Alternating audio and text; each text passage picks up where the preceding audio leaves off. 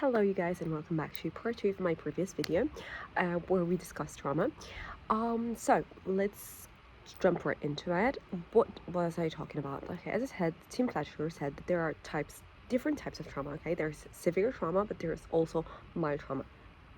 And he said that no matter like the intensity of the trauma you're going through, it affects both your nervous system and your brain. Okay.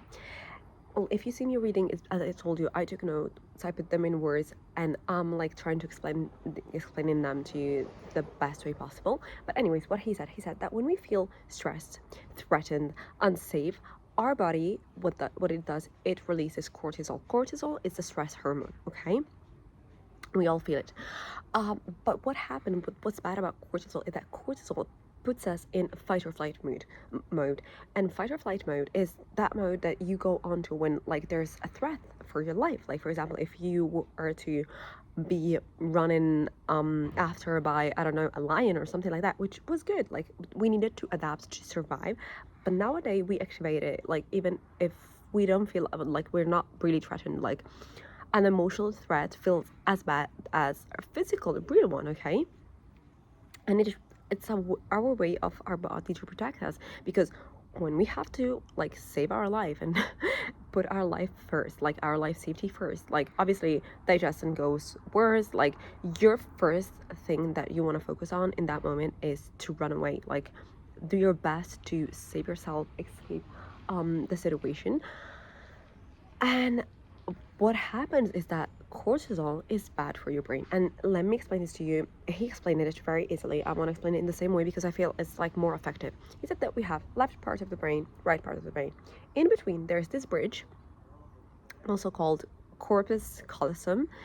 And like this bridge, when what happened is when we release cortisol for a long term, for a long time, prolonged time, what happens is it becomes less effective. What do I mean by this? Imagine left brain, right brain. When cortisol is released constantly, this bridge is like, it burns basically, and it's really bad for us because that's what happens. Like for example, when people have unsolved trauma and they keep releasing cortisol or things like that, they have gaps in the memory. They also have emotional disconnection. What does that mean? For example, you might remember an event, like you remember everything, how it happened perfectly, but you might not remember the emotion, like you feel disconnected to the memory itself. And like that's a kind of dissociation as well, and it's like your brain trying to protect you by disconnecting you from the emotion. And like while you're working on it, like it might come back afterwards, or it comes up like once you started solving things out, but like that's our way of protecting ourselves. But anyway, he talked about the fact that, I don't know if you remember, yesterday we talked about complex trauma, which is ongoing trauma. And he said that type of trauma affects the limbic system, which is like the emotional center of the brain. I also like to call it the emotional brain, okay? And the emotional brain or limbic system is important because it's responsible of how we process emotions, and how we make decisions, how like we evaluate safety as well. And he made this great example, and he said, like, let me explain to you in an easy way. He said, like, a kid, when you ask a kid, would you prefer broccoli or chocolate? A kid that whose like neocortex is not fully developed would always prefer a short-term decision that makes him feel good. Other on the long term, it might make him feel good. He would prefer it to long-term decision. So that's why he'll like probably pick chocolate. And the neocortex, which develops later, what happens is that if you are a kid that was neglected, or you were in constant stress, or all of that things happen, like a healthy development of the neocortex is disrupted. So what happens is, even though like this part doesn't fully develop, so when they are older, what happens is they don't make decisions based on the long term, which is what we need as adults, but they make decisions based on the short term. In other words, the limbic system, the emotional brain, it takes over the logic brain, okay? And that's not good, because even you, like, it's like choosing something that's good for you on the short term, but on the long term is bad, and it's gonna hurt you. So that's like what he said.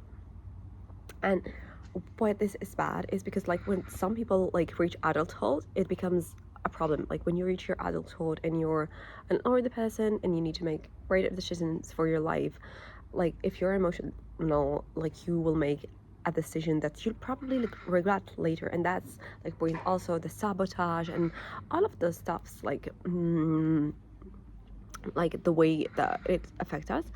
And what else? Oh, one thing that I loved that he talked about, and I'll conclude with this. He says that due to all of these things, like when a kid is neglected or they start feeling unsafe or all of that, what they receive, what they understand is being yourself is dangerous. Don't be yourself. Authenticity is bad because authenticity brings us rejection. Rejection is like one of the most painful emotions that we can feel, because as humans we crave for connection, but authenticity is not bad. Like you just have to find your people. Authenticity is good, but with the right people. You cannot be authentic with everybody. And I'm sorry to do that, but to tell you this, but it's the truth. Like on your work job, you're working there. You cannot be yourself fully. Be yourself with the people who loves you. And if your parents couldn't handle that part of you, which is something bad, like even your friends, your like schoolmates, your teachers, sometimes they don't get that. Like people that are involved in your growing up, it doesn't mean you're not worth it. It doesn't mean you're broken. It doesn't mean like you're not authentic, like you're not deserving of love. Like stop, like these people, like we develop, all of us kind of like we start associating a value with like I have to earn my value, I have to earn love. No, that's not, like authenticity is good, but with the right people. And you'll understand that on like by growing up and working on yourself. But anyway, sorry if I turn around sometimes, but there's people moving, so I'm like, what's going on? What else did I say? And he said like that this fear of abandonment, like this fear that we all have, doesn't disappear. We have to work on it, because like imagine, it's like avoidance is dangerous, because imagine if like you're always a good person, but when something like that important is triggered in you, then you will react. And even though like you reacted for 20 minutes instead of your whole life, in that 20 minutes you could ruin all the relationship. Oh my god, you could ruin all the relationships you built throughout your life. And that's why it's not going to help you on the long term. Okay, so we need to analyze this. He also said that like one thing that happens is that when you're a kid, especially like during this like parts of what we do is, as humans, we put our hopes up and then they are dashed, and you put your hopes up and they are dashed.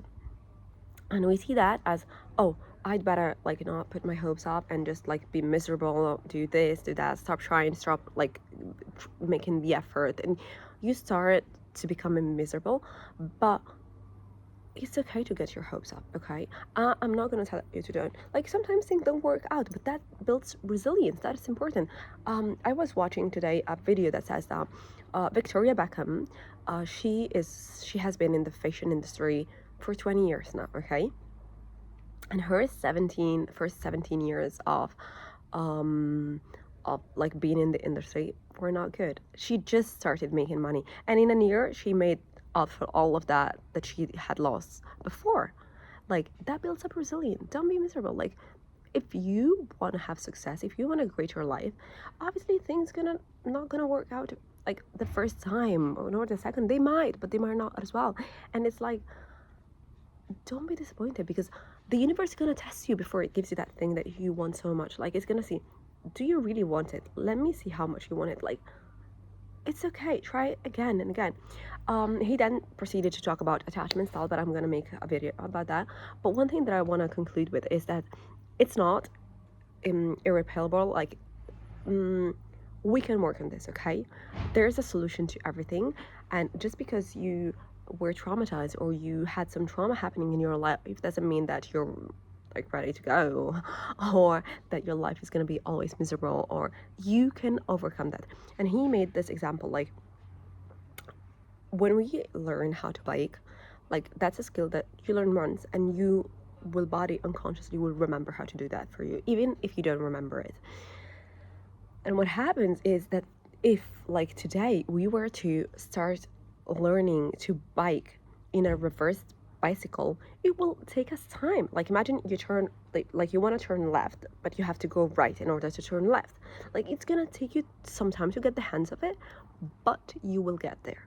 Stop being unconscious about this thought. Don't let them slip by. And one thing that I feel like he said that I'm sure it helps is somatic therapy, movement, yoga, exercise. Like trauma is in the body, so you need to move your body. And I know when you're traumatized, when you're depressed, you don't want to move, but that's the solution. Go out there, try and try and try and try again, because the universe is going to test you. And I've always said that I want to be an entrepreneur, build my own company, my own stuff, and I can assure you that the universe lately has been testing me like crazy. But will I give up? Absolutely freaking not. Because if you were to watch people that made it, that were successful, it doesn't come like this, okay? We just see the end result of successful people, but we don't see the burden they carried. We don't see the hardship they went through. So this is just way to help you guys. I hope this was helpful. I'm gonna translate this and do it in Spanish and Italian as well. Let me know if you have any questions, if is there anything that you would like me to talk about. And that's it for today. Have a great day. Love you. Bye guys.